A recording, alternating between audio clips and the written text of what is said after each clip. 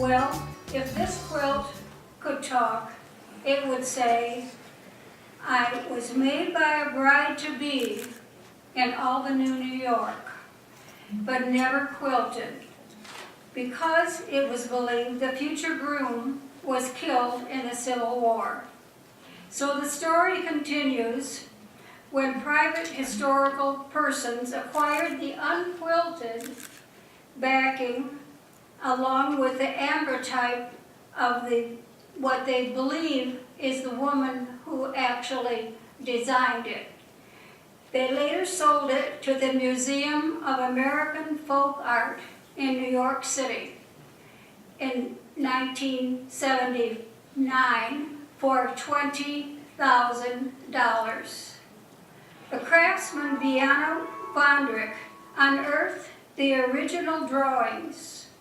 She then made patterns for the 20 squares and the border.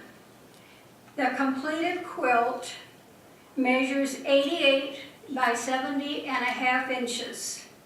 The animals and drawings were made from newspaper illustrations.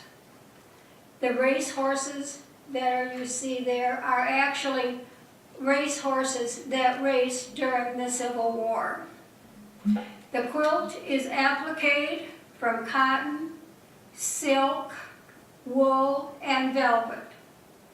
I saw a piece in the House Beautiful magazine issue in February of 1982, and it was issued for a kit that you could send for $150. Well, I fell in love with it, so I sent for it.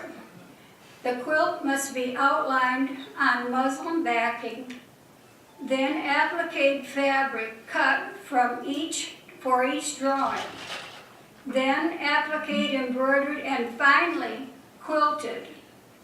I began the quilt in 1982, right after I saw it in the magazine, because I couldn't wait to start it. And I finished it 20 years later in 2007. Every stitch is by hand. And that's my story. Now who has another story?